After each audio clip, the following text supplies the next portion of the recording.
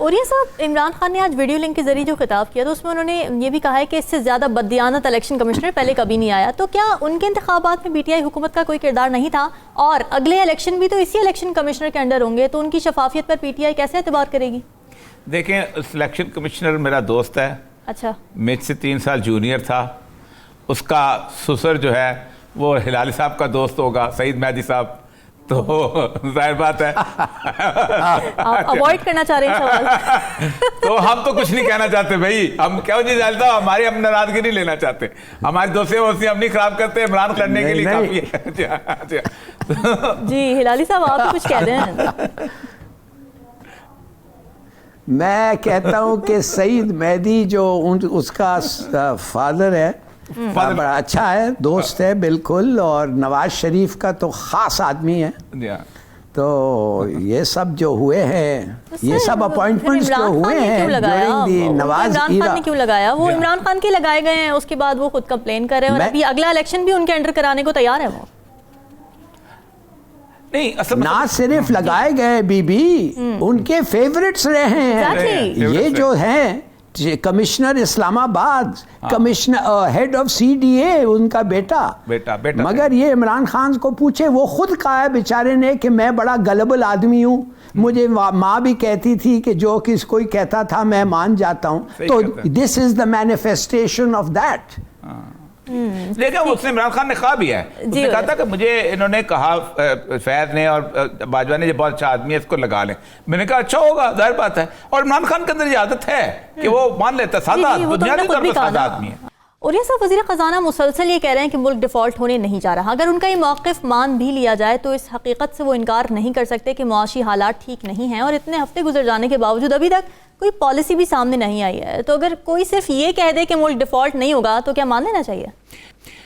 دیکھیں، پہلی بات تو یہ ہے کہ ڈیفالٹ کا لفظ جو ہے نا، یہ استعمال جو ہے یہ نہ کریں یا کریں، آپ بنیادی طور پر اس سارے ایج پہ پہنچ چکے ہیں جب آپ ڈیفالٹ کرتے ہیں. اچھا، ڈیفالٹ کا مطلب یہ ہوتا ہے کہ آپ اپنے قرضوں کی قسطیں ادا نہیں کر سکتے، اور آپ اس کو کہتے ہیں بھائی جان ہمیں ری شیڈول کر دیں، ہم 3-4 سال بعد دے دیں گے، یا ہمیں اور ہمارے حساب سے دیکھتے ہیں تو ڈیفالٹ کر لیں. ٹھیک، اس دن میں نے عمران خان سے سوال پوچھا تو عمران خان کے دماغ میں شاید پتہ نہیں کس نے ڈال دیا، میں نے ان سے سوال پوچھا تھا کہ ایکواڈور ایک ملک تھا، اس ملک نے باقاعدہ کہا کہ ہم جو ہے ہم قرضے نہیں دیں گے، کیونکہ ہم یہ جو قرضے ہیں یہ بینیفٹ آف دا فیو کے لیے گئے تھے اور الیجیٹمیٹ ہیں.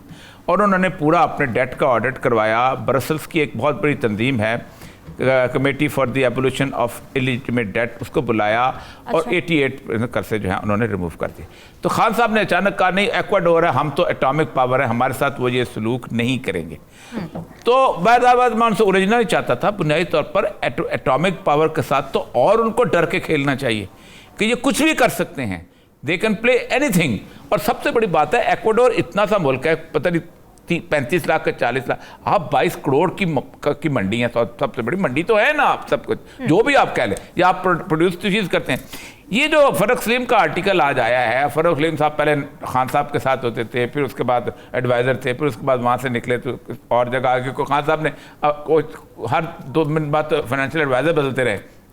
پہلے اسد عمر آیا، پھر حفیظ شیخ آ گیا، پھر شوکت ترین آ گیا، پھر اور 4-5 مزمل اسلم یہ وہ. تو خان صاحب جو ہیں وہ بیسیکلی ایک جگہ ٹک کے نہ، وہ یہ ان کی خرابی سب سے بڑی بات یہ ہے کہ وہ ذاتی طور پہ ہر بندے کو آزماتے ہیں اور پھر آزمانے کے بعد سمجھتے ہیں میں نے غلط کام کر لیا. ٹھیک، اصل مسئلہ یہ ہے کہ انہوں نے ایک آرٹیکل لکھا ہے بڑا تفصیل سے ہے، اور بھی بہت سارے آرٹیکلس ہیں پاکستان کے بارے میں، کہ خاص طور پہ IMF کے بعد انٹرنیشنل اس سے بھی ہے کہ پاکستان جو ہے it's not on the verge of default, it has already defaulted.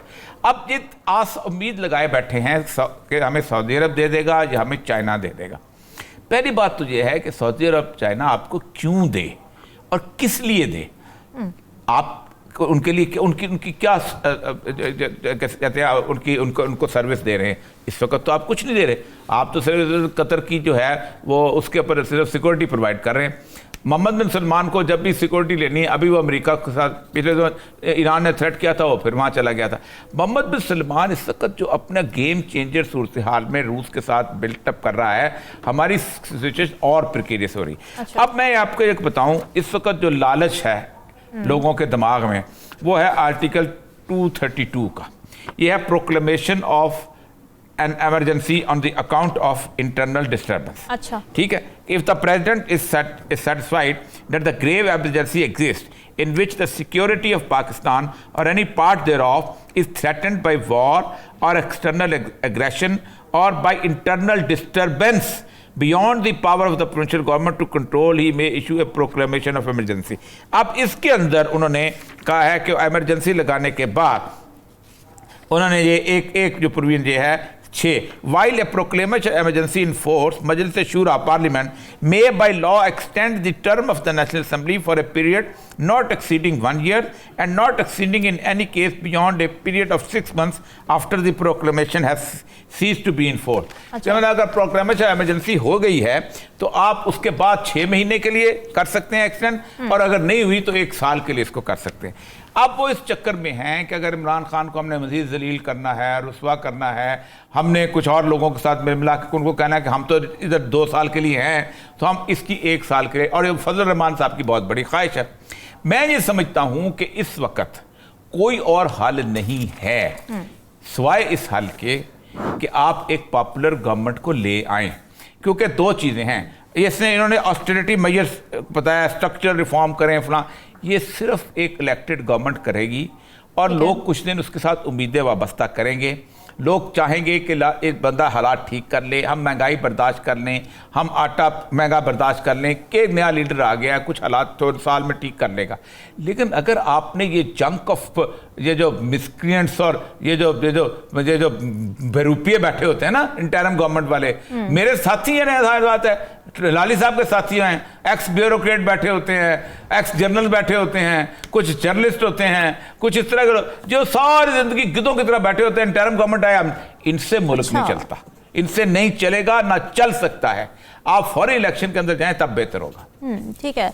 Hilali صاحب، آپ کو کیا لگتا ہے کہ کیا سیاسی عدم استحکام ہی واحد وجہ ہے ملک کے ترقی نہ کر پانے کی اس وقت، یا پھر کوئی دوسرے عوامل بھی کار فرما ہیں؟ کیونکہ وزیر خزانہ ہی کہہ رہے ہیں کہ اپوزیشن فساد کی جڑ ہے، اس کی وجہ سے سرمایہ کاری نہیں آ رہی. نہیں، یہ بالکل غلط ہے. یہ اگر آئے گی تو عوام سے آئے گا. یہ ڈسٹربنسز اگر ہوں گے تو نیشنل لیول پہ، یہ مانے پبلک لیول پہ ہوگا. ایک اپوزیشن پارٹی خود نہیں کر سکتا ہے. دیکھیے میں آپ کو بتاتا ہوں جلدی سے، بات سیدھی سادھی یہ ہے کہ ہمیں ایک IMF پروگرام چاہیے. ہمیں کیوں چاہیے؟ اس لیے ہماری ریٹنگ ابھی B1 سے CCC ہو گیا ہے. CCC کے مطلب ہے serious and significant risk of default. تو میں تو کہتا ہوں ڈیفالٹ کر گئے، مگر یہ کہہ رہے ہیں significant risk of default number 1. تو ہم نے ہر صورت میں IMF پروگرام میں ٹھہرنا ہے. اس لیے وہ ایک گرین لائٹ ہے. وہ گرین لائٹ یہ ہے کہ اگر آپ IMF پروگرام میں ہیں آپ کو قرض مل سکتے ہیں. اب آپ سمجھے کہ کیا چیز ہے، ہم نے کیا کرنا ہے. بڑی سمپل سی بات ہے نا. ہمیں جتنے اپنے اس کے اندر رہنا ہے، جو ہم کماتے ہیں اس کے اندر خرچ کر کے رہنا ہے. ہمارا ایکسٹرنل کیا ہے، جتنے ہمیں ڈالرز آتے ہیں اس سے زیادہ خرچ نہیں کرنا چاہیے، اور تو کچھ نہیں ہے. It's like a housekeeping. یہ ایک ہاؤس وائف کرتی ہے. اب آف کورس اگر آپ ایک گروئنگ اکانومی تھی تو نیکسٹ ایئر آپ زیادہ خرچ سکتے ہیں، اور بیئرنگ ان مائنڈ کہ نیکسٹ ایئر آپ کی آمدنی زیادہ ہوگی، آپ اس سال زیادہ پیسے خرچ سکتے ہیں. مگر آپ ایک گروئنگ اکانومی نہیں ہے، آپ تو بلکہ کم کمائیں گے. تو آپ کو you have to be very careful آپ کے پیسے کے ساتھ. اچھا تو کیا کریں گے آپ؟ چوک کریں گے امپورٹس. کیسے کریں گے؟ ڈیمانڈ سپریس کریں گے. وہ عموماً کیسے ہوتا ہے؟ انٹرسٹ ریٹس کو رائز کریں گے. دیکھیے آپ کی ایک کشتی ہے، اس میں سوراخ ہیں، پانی آ رہا ہے. آپ نے اس بوٹ کو فلوٹ کرنے کے لیے you have to block those holes. جسی طریقے سے آپ کریں، آپ کو کرنا ضروری ہے. آئل امپورٹس کو کم کریں، آئل یوز کو کم کریں. یہ جو 4 اور 5 SUVs پولیٹیشنز کے پیچھے جانتے ہیں اس کو ختم کریں. بسز کے لیے پیٹرول دیں بٹ ناٹ فار SUVs. تو ریشن کرنا پڑے گا. آپ نے وعدہ کیا ٹیکس ٹو GDP ریشو. آپ یقین کریں 2.5 ملین لوگ ٹیکس دیتے ہیں جب 15 ملین کو دینا چاہیے، 13 ملین کو کم سے کم دینا چاہیے اس ملک میں. وہ نہیں ہو رہا ہے. اب آپ اس معاملے کو سرجیکلی ٹارگٹ کریں. جو آدمی ٹیکس نہیں دے رہا ہے، ریٹیلرز، کھوکا ہو یا سپر مارکیٹ ہو،